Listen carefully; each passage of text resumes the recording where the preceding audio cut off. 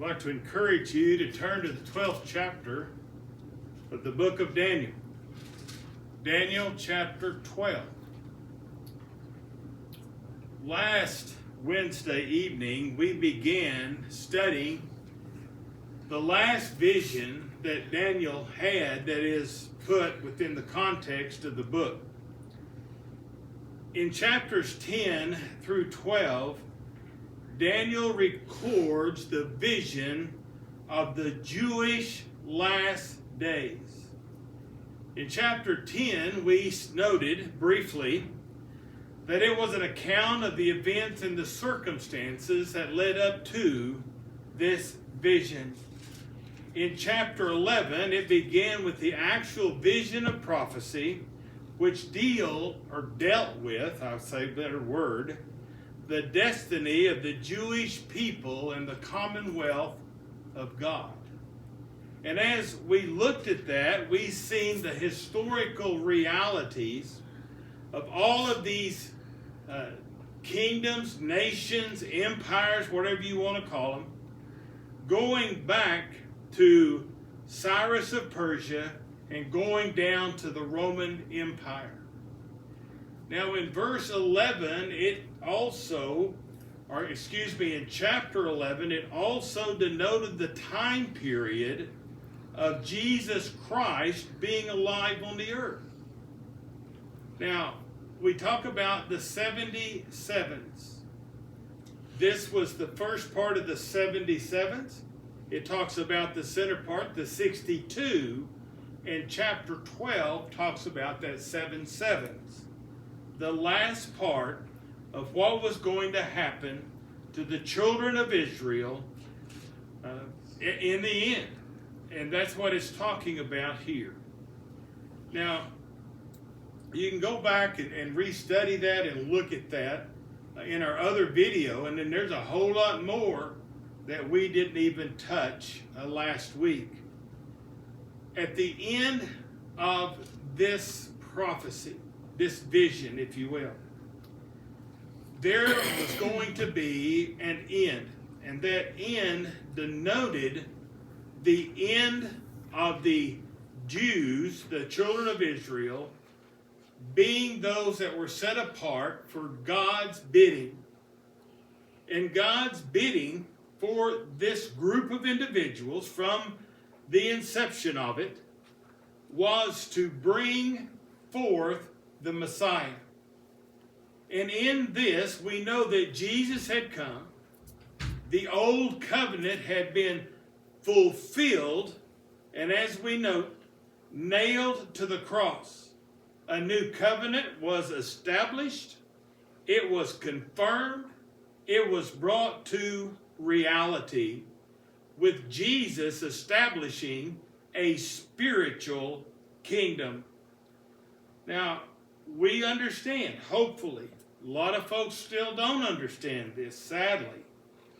But at the end of what we commonly call the Jewish dispensation, there came an end to the temple in Jerusalem. It was completely destroyed.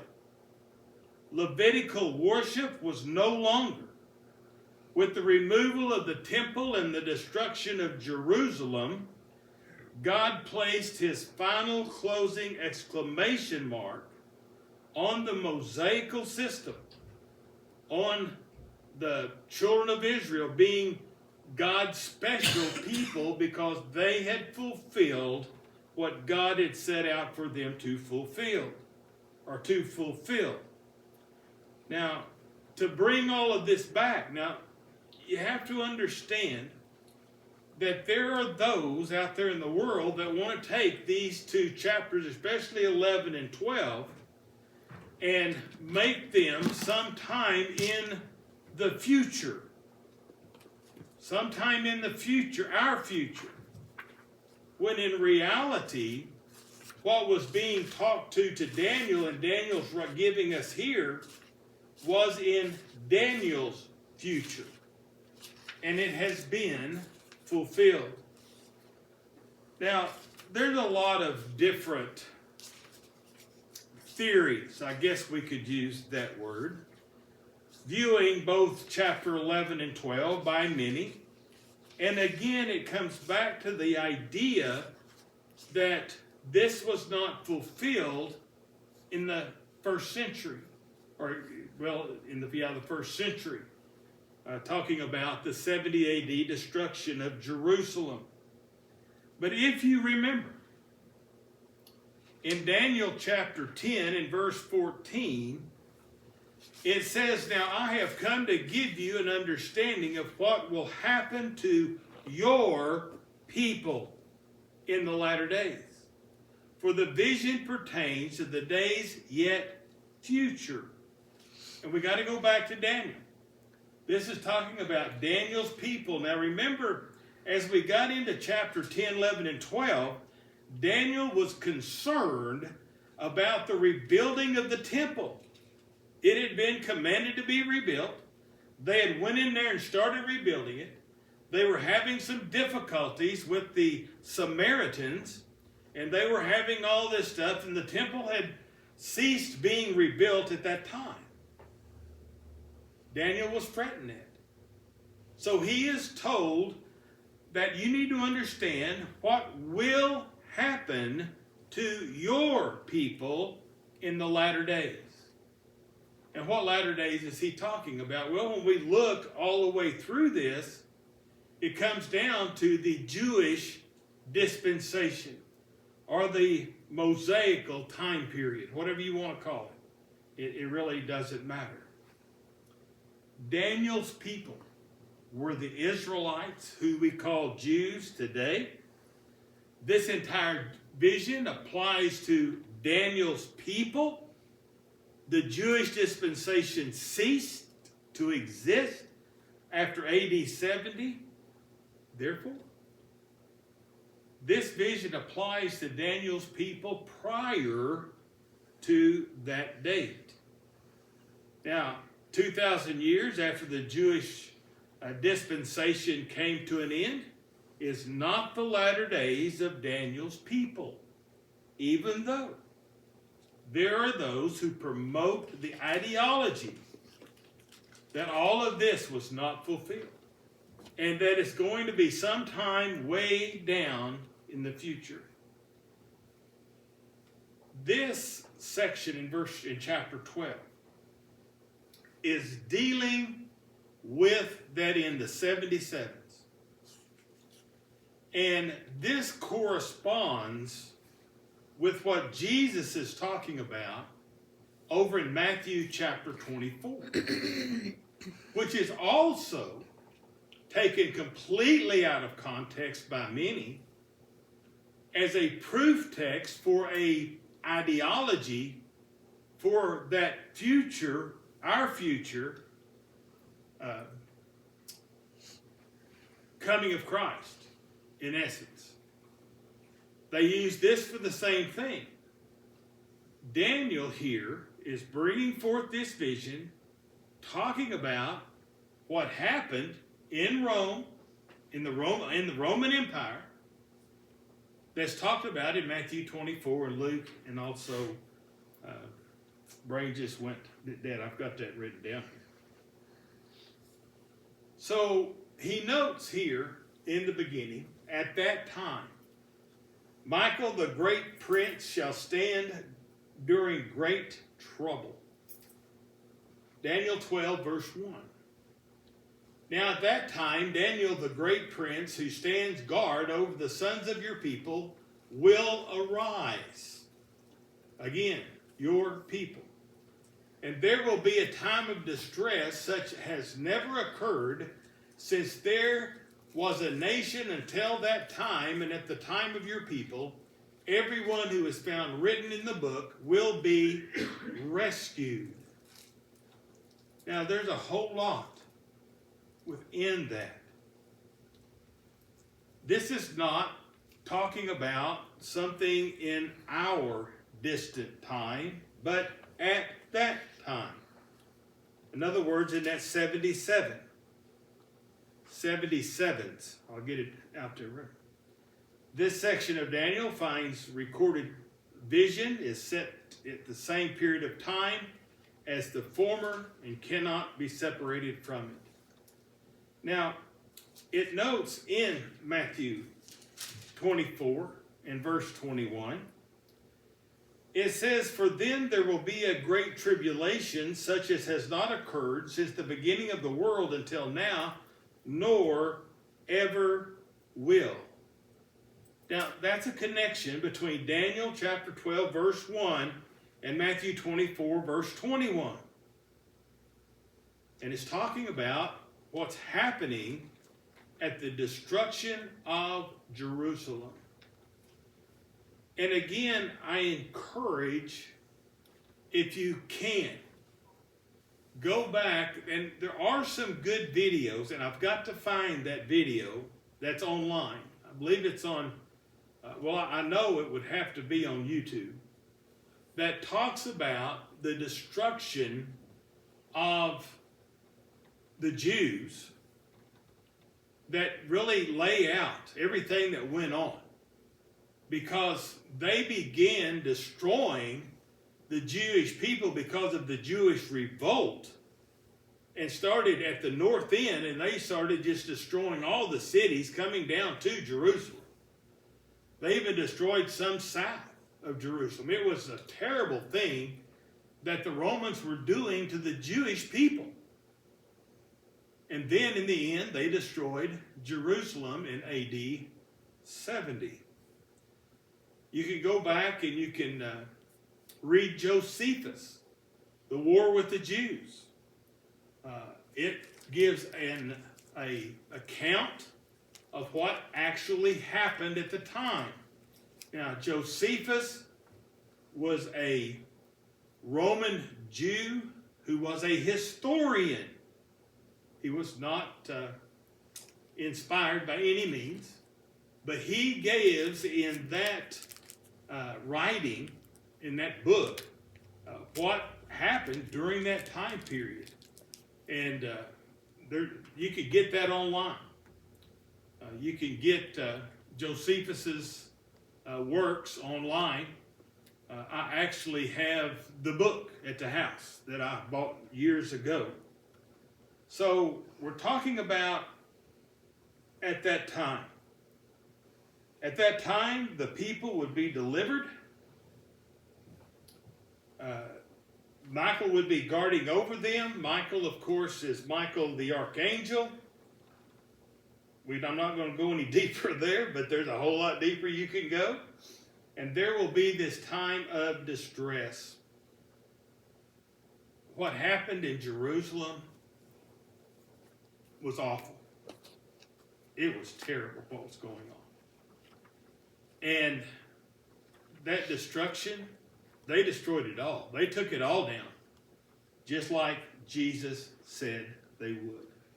And we're going to talk about that as we go along. So there were those who had become Christians in Jerusalem. Remember, it all started in Jerusalem. And we've got 70 years from AD 1 to the destruction that the gospel was being preached.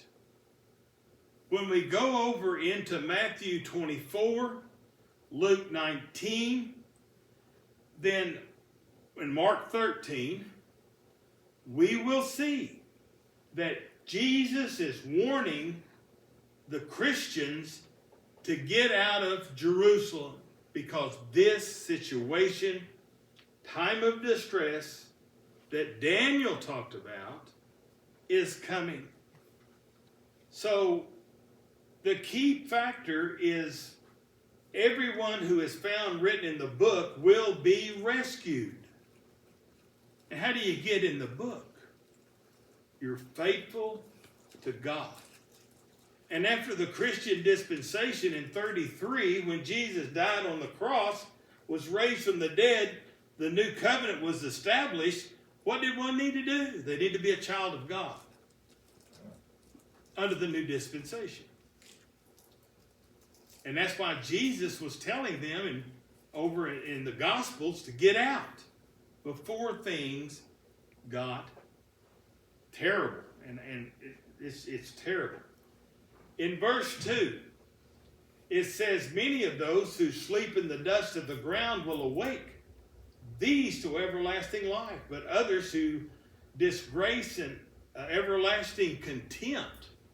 Now, and sometimes we think of this, we might think about some resurrection. Well, it is a resurrection, but not a physical resurrection. But it's a resurrection of the people during a time of tribulation, and it is a time that they're going to rise up and say, we need to repent.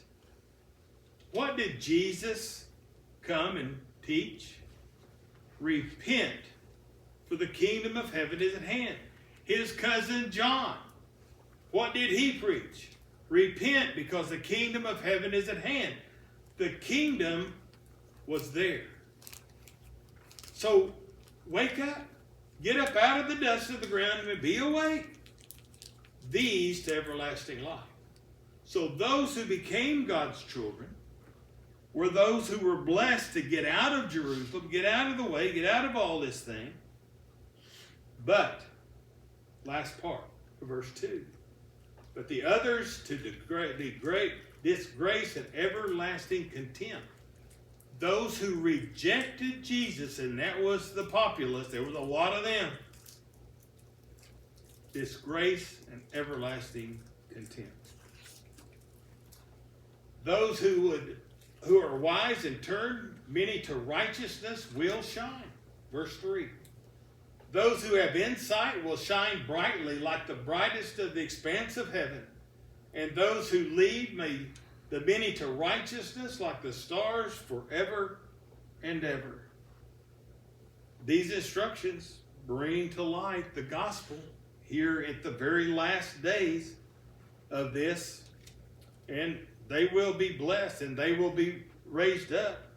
The Gentiles and the Jews alike would be ushered into a new spiritual kingdom as equals.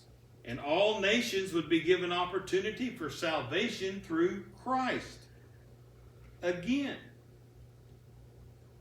the law of Moses, the Mosaical system, was nailed to the cross.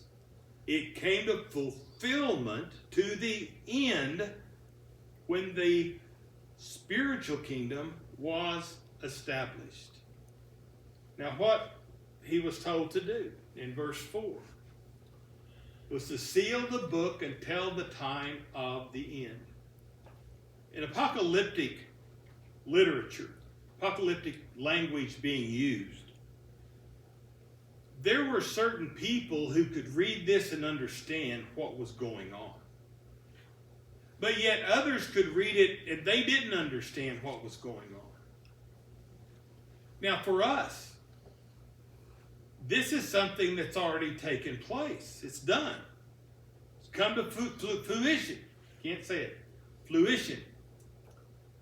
Now, Linda's trying to tell me, but it's already happened, in other words. We look in hindsight.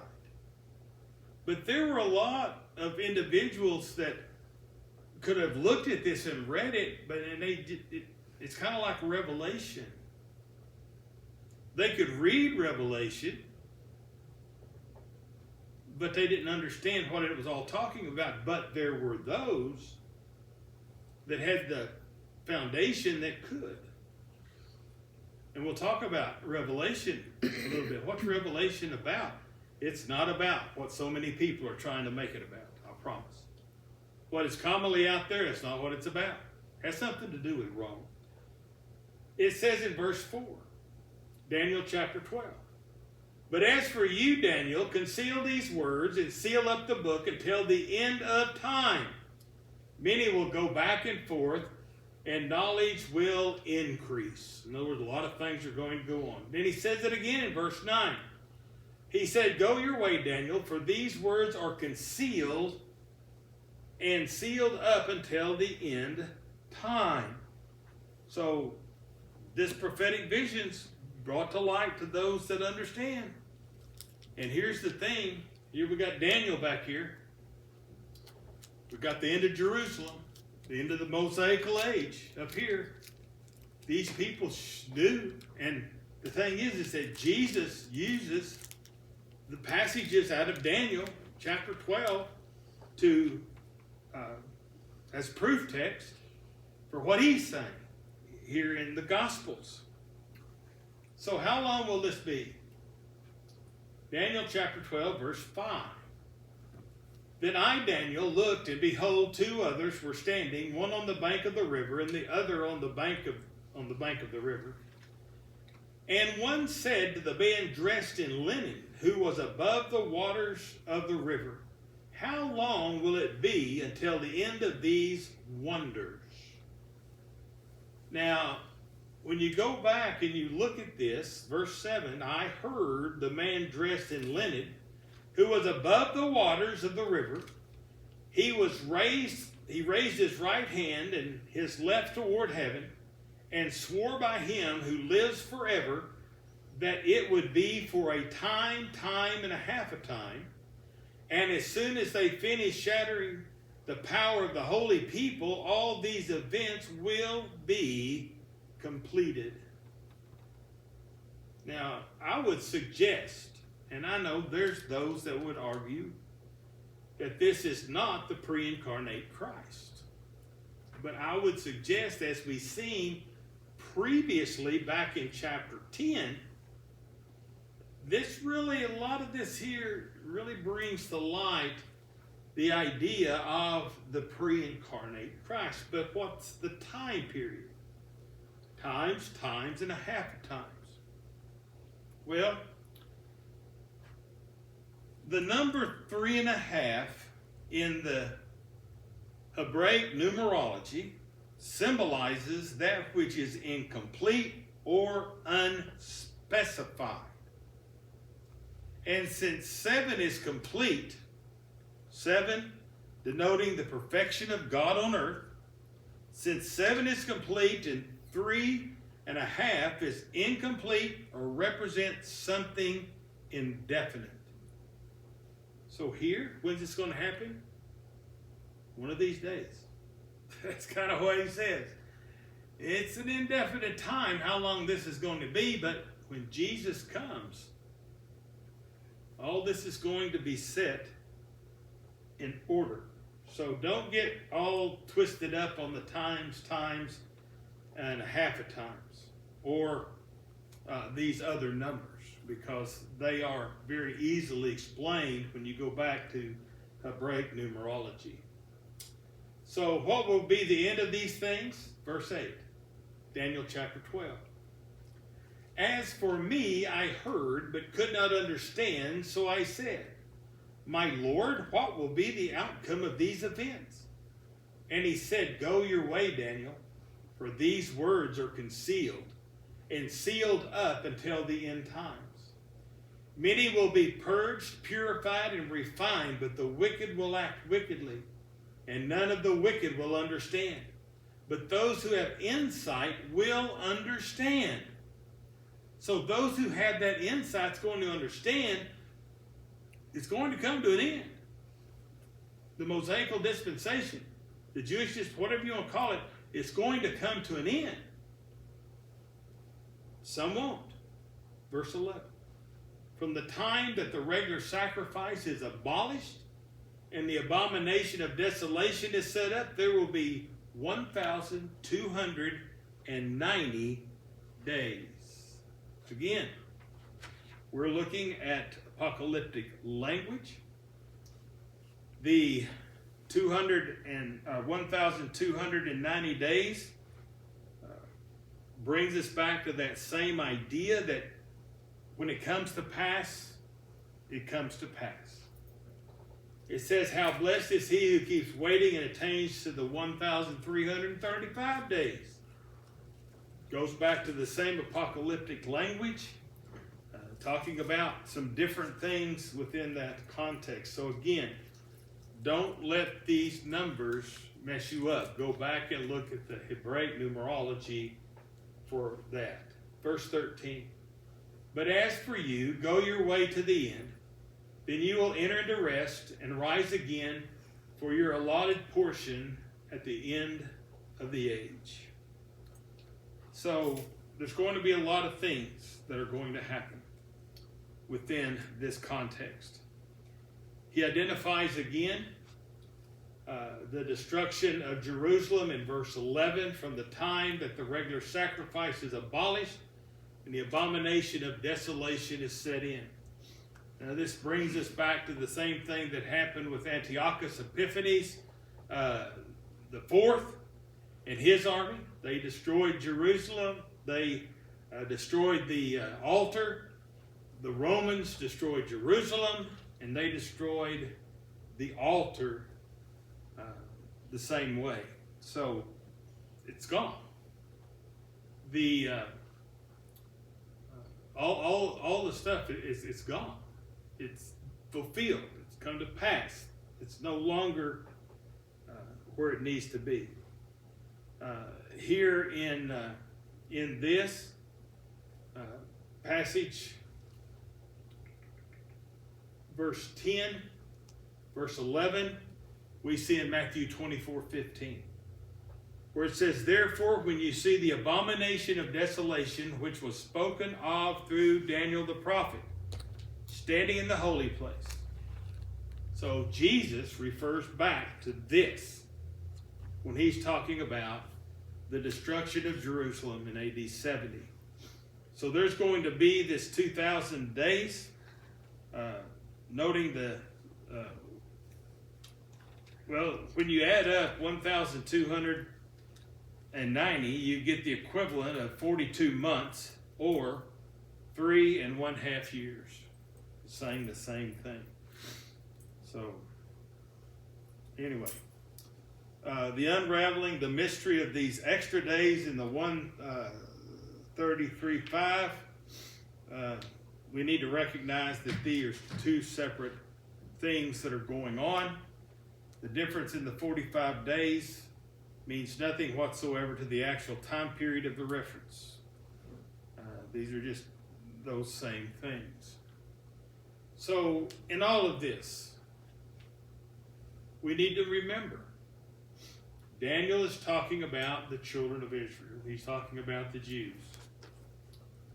We went from the rebuilding of the temple in Jerusalem, Cyrus, all the way to the destruction of Jerusalem in AD 70 by Titus in the Roman army. So we can't, like so many do, try to take all of this that was in Daniel's future and put it in our future. It doesn't fit. All of this is fulfilled. So when we go back to chapter 10, what does all this mean? Well, it reveals what would happen to Israel in the latter days. Daniel 10, verse 14, we read that just a bit ago. It begins with the Persian kings who lived shortly after Daniel. They're in Daniel 11 and verse 2, and the situation that was going on then. The mighty king of Greece, Alexander the Great, empire that was divided by his 4 generals, is talked about in Daniel chapter 11, verses 3 and 4. And then we find here in Daniel chapter 11, verses 5 through 20, the Egyptian-Syrian conflict that was about 300 to 175 BC. The vile man, of course, Antiochus Epiphanes, talked about there in Daniel 11, 21 through 35. And we talked a little bit about that previously. Go back and do some study on which one of these Antiochuses he's talking about, because there were several of those, and I know I didn't make it very big. From Daniel 11, 36 through 45, views the vile man, the situation that they run into there.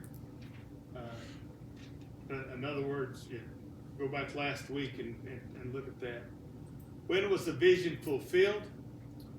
This entire vision leads up to and pertains mostly to the Enochian persecution which occurred during the intertestamental period between Malachi and Matthew, that the end of time refers to the closing days of God's dealing with Israel as his covenant nation. Now, I know you hear a lot of people, and you hear a lot of people today, they're, the nation of Israel is going to rise up, and Jesus is going to come back, and he's going to set up his kingdom and all of this thing. As a matter of fact, today, while I was looking at some things and thinking about this lesson, I noted where there was a video talking about them thinking about starting to rebuild the temple in Jerusalem, the people there at the current time. Also, somebody here in the States that raises cattle come up with some red heifers and has sent them to Israel, the nation of Israel. Not what we're talking about here with God, but the nation of Israel. That's part of that's part of a prophecy of rebuilding of the temple. Well, the thing about it is, you can have half a dozen red heifers, and you got supper, pretty much, Western Oklahoma. You don't have all this stuff that people think is coming. And the Temple Mount currently in Jerusalem is a very, what's the word I want to use? Explosive location. Because there is another religious group who has one of their buildings sitting right in the middle of it. And this video was talking about taking down what they called the Dome of the Rock and building the temple back. And yeah. But still, the thing about it is Israel fulfilled what they were supposed to do. All of it was nailed to the cross. Old covenant, new covenant. Go to the Hebrew letter. We're under the new covenant. The spiritual kingdom of Christ that is established right now. It also notes here in this, which is how the phrase is used, the vision of the ram and the goat, that depicts many of the same events back in chapter 8. And therefore, Daniel 12:1-3 may refer to a spiritual resurrection in which many are aroused during the Antiochian persecution to do great things while others will do shameful things. And we talked about that.